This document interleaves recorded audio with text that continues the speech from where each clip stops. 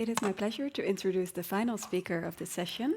It is Eric Mörth. He's a PhD student in the medical visualization at the Department of Informatics at the UAB and also working actively at MMIV. He's supervised by myself and Stefan Bruckner.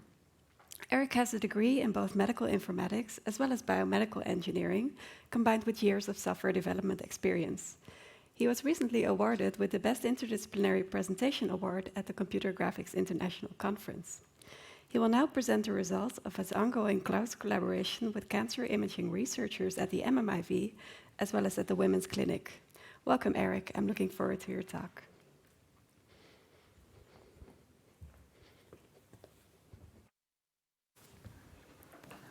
Yeah, thank you for this kind introduction. So, like said, I'm going to talk about our two latest papers, which is Paraglider and Redx, and in the end I will give you an outlook to ongoing and future projects.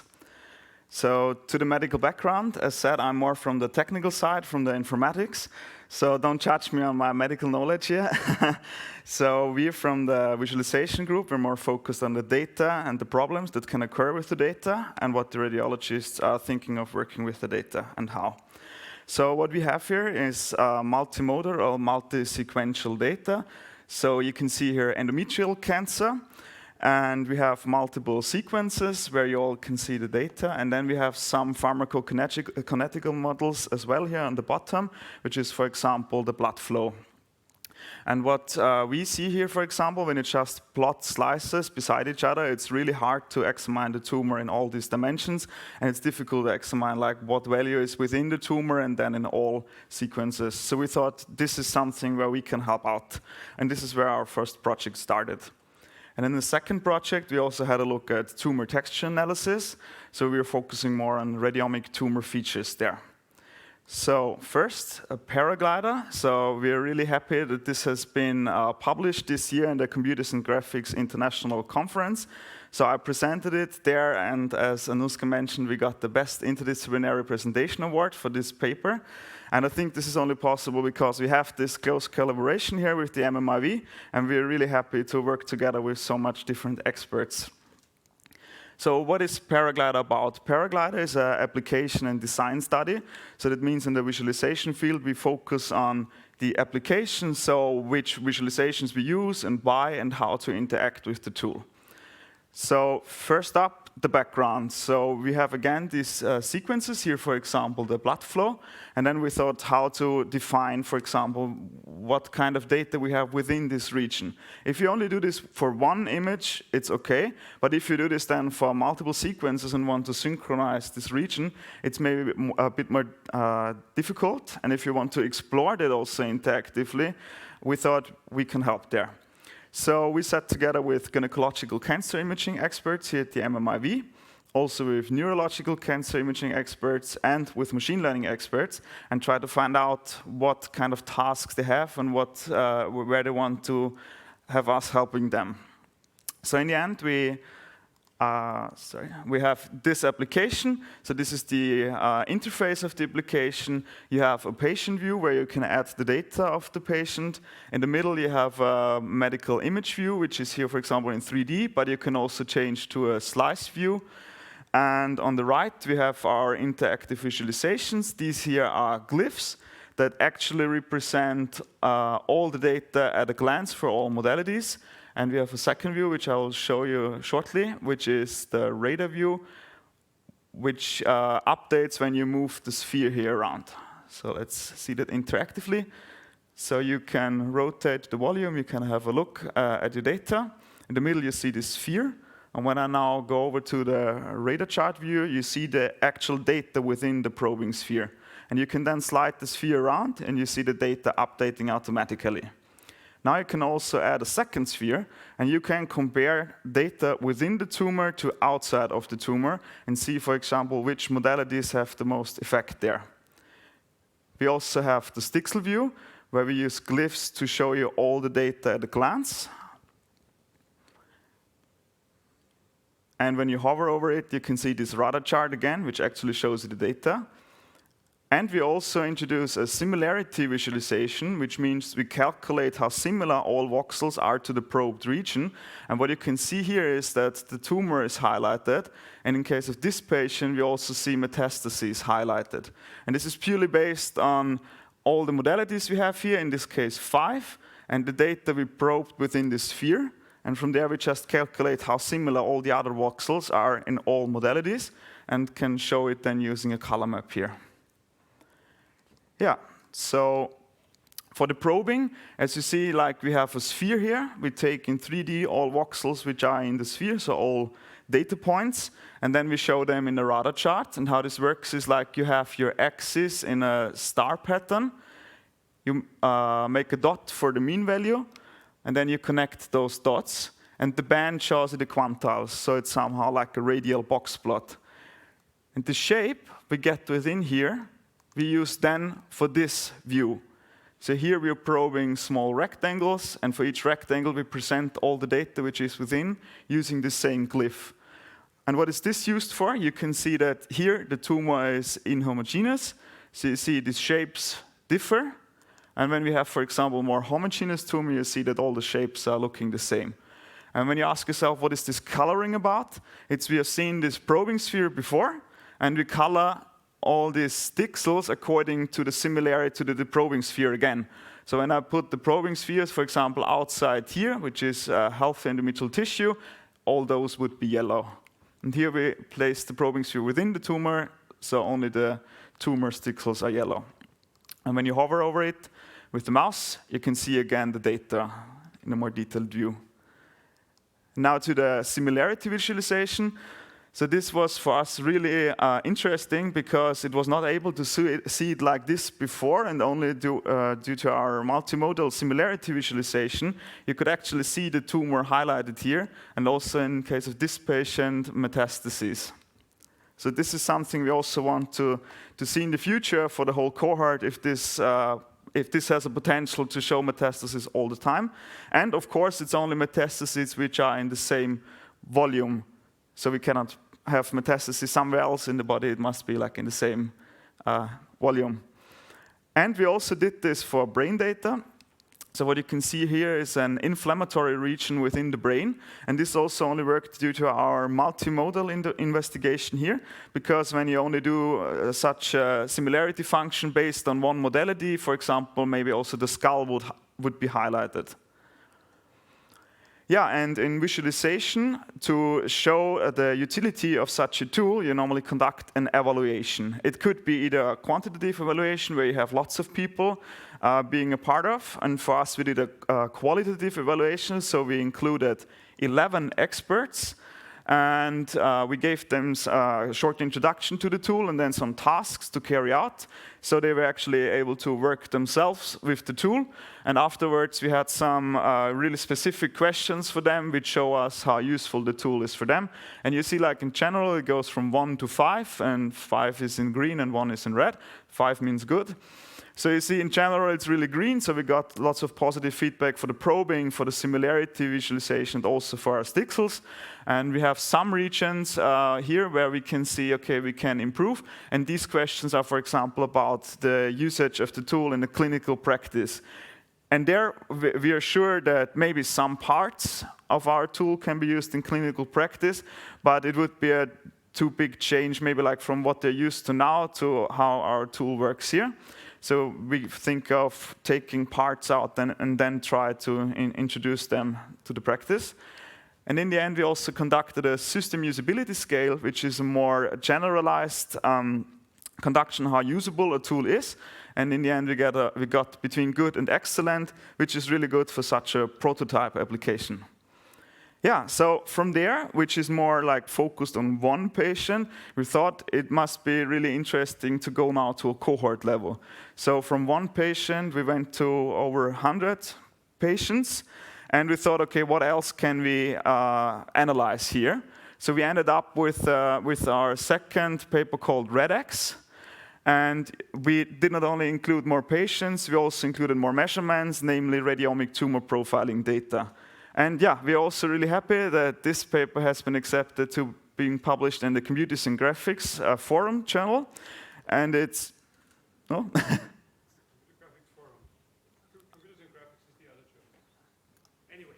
Okay, yeah, to the CGF, I think now I'm correct then, and it's online now already since end of November. Yeah, and what we did there is we have, again, MRI images of endometrial cancer. So this is more to explain the workflow here. It's not actually our data. And we have some segmentation. And in our case, this segmentation of the tumor is either performed manually by our radiologists, but we also include segmentation which are machine learning based, which are conducted by our colleague Ellen. And from there, we go on to the radiomic tumor profiling. So what is this? So you take the data and the segmentation, and then you derive either statistical features or textural features. And in the end, you correlate them with clinical variables and want to see if there's a correlation between them. So you can do this in statistical tools, but we thought it would be very interesting to do this in a more explorative way. So we have imaging data, 7 modalities. You already see the segmentation of the tumors as well. We have clinical parameters, and we have the radiomic features. And all this comes together now in our application called Redx. So what do you see here? So this is the interface of our application. You have a settings section here where you can control what you want to see. At the top, you have a scatterplot view where you can see the data of all your patients you include here. So every circle here is one patient. And within this circle, you can see a glyph representing the tumor of the patient. So this is actually the tumor of the patient. It's the middle slice in the Vibe modality. So you can already see in the scatterplot that there are lots of different shapes. There are larger tumors and smaller tumors involved. And at the bottom, we represent the clinical parameters. So magical parameters we represent in a parallel coordinate plot, and categorical data in unit charts. And we include here parameters, for example, the Tesla value of the machine, or if it was a manual or machine learning-based segmentation. And we also include outcome variables like status, tumor-free, and FIGO. So what do we use here for the scatterplot axis? So this is your main interaction format, how to represent your patients here. So we decided on the x-axis we want to have a homogeneity measurement, because this measurement in more recent studies is believed to being correlated with aggressiveness of the tumor. But we thought, like, which homogeneity measurement would you like to see and which modalities you would like to use for calculate the homogeneity. So that's why we made it adaptable. So you can say which modalities you want to have in your homogeneity analysis, and you can also say which calculation I want to use to explore that. And on the y-axis, we're showing a dimensionality reduction result. So what this is you can put in whatever you want there, for example, the size of the tumor, myometrial infiltration, and other parameters. And it takes all your patients, and then by all these parameters you give it here, it's spread out to a very high dimensional space. And the TSNE, what the TSNE does is it analyzes all the patients in the high dimensional space. And when there are groupings, they will have similar values afterwards in the 1D representation.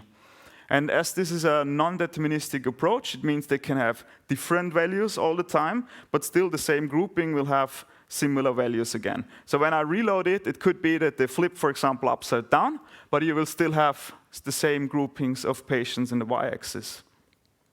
And now I will show you the interaction with the tool. So you can, for example, zoom in. You can explore the cloud of patients. When you hover over a patient, you can see the slice of the data, and you can scroll through the slices. And when pressing the control key, you can see all the imaging sequences at a glance, and you scroll through all of them. And when you click on the patient, you can also select which modality you want to see here at the top. So you actually have the control over all your data, and for every patient, you can see all the data within the tool.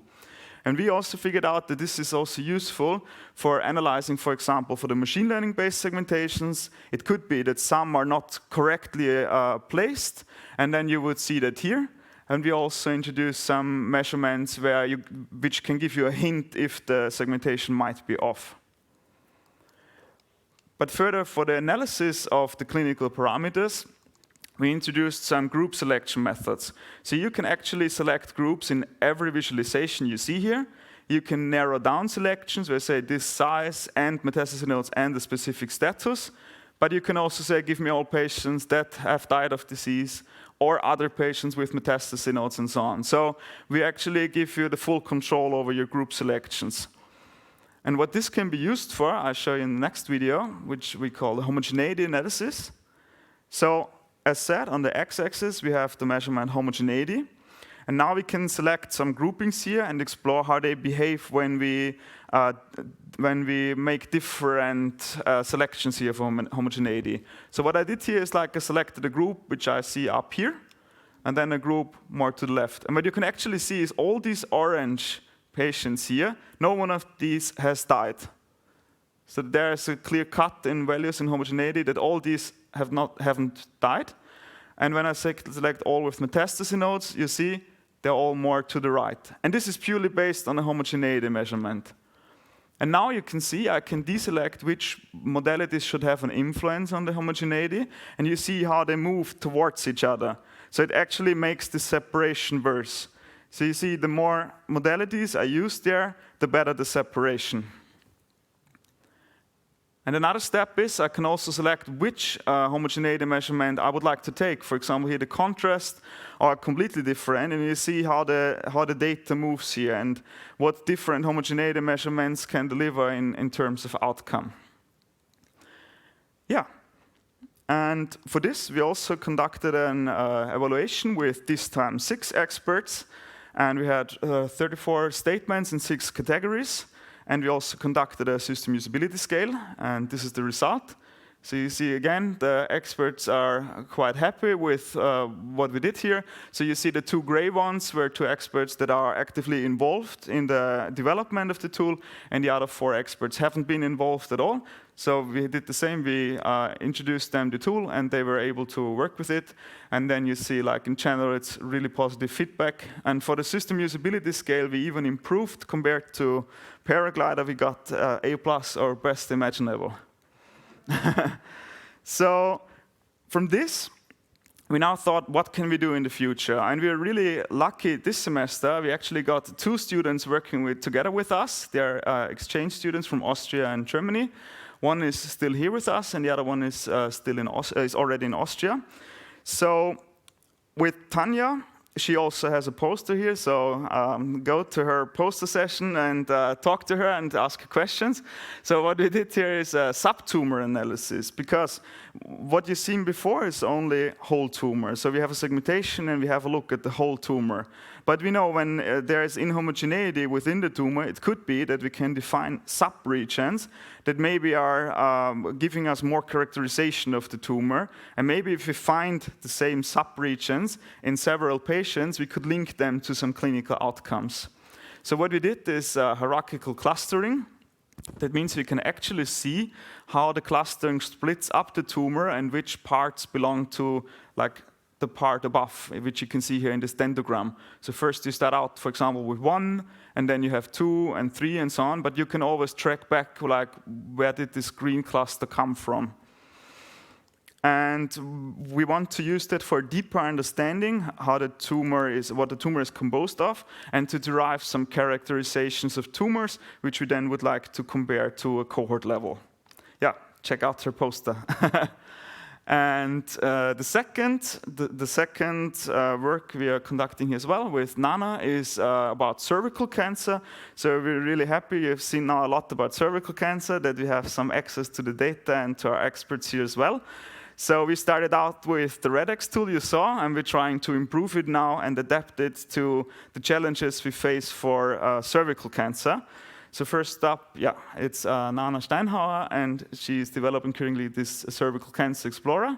So one step, for example, is here we're introducing new glyphs where you can actually see information about the whole tumor, not only one slice. And she's so fast in development that we've already changed now the color scheme you can see in her poster. And another step is we improved the group comparison here. And you see, for example, before it was only these parallel coordinate plots, and now she added some box plots on top where you can more easily see how the two groups differentiate here. And for the unit chart, we used, for now, stacked bar charts. And for the future, which is currently ongoing, is we also want to make this scatter plot more flexible. Because we got the feedback for Redx that maybe I just want to show one single parameter, or could you maybe give us the opportunity to use different dimensionality reduction methods, for example, principal component analysis. So that's why we thought, okay, we give you the full control, so you can actually select what you want to do on the X and the Y axis. And we can also now then conduct, for example, a two-dimensional TSNE here as well. So you get the full control. And check out her poster as well. Yeah, thank you very much for your attention.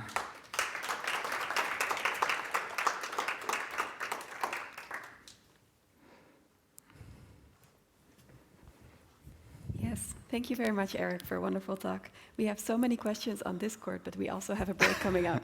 So what I propose to do is I ask a couple of questions, not everyone, and then afterwards I hope you all approach Eric to discuss more in person. Yes, so first question is, by David Forse, have you run the similarity analysis for the Paraglider in a population to assess the performance for the detection of metastases? No, we haven't done this yet. We thought for this path, like we go from Paraglider to Redx, so now we can work with cohort. And now with the tool that Tanya does, we already have this characterization of the whole tumor. And we thought we want to explore this in a more automatic way, so that you don't have to place the sphere all the time manually. We want to explore different regions and then test out with them if we actually see metastases in the whole volume we have present. Very nice, thank you. Christina Vasmer asked, do you have to do any data preparation before you load the images into Paraglider or Redx? In other words, will these softwares work for any images from any scanner with any scanning settings? That's a tough ask there. I think I cannot say that it works for every, but for Paraglider it's easier to load them. So we can currently load the Nifty files, so maybe we need to do some transformation from DICOM to Nifty first. Paraglider is easier there. For Redx, it's a little bit more difficult here because we have some pre-processing steps which are actually done by our colleagues, for example, Erlen. So he did the co-registration of the sequences first, and then we were able to load them.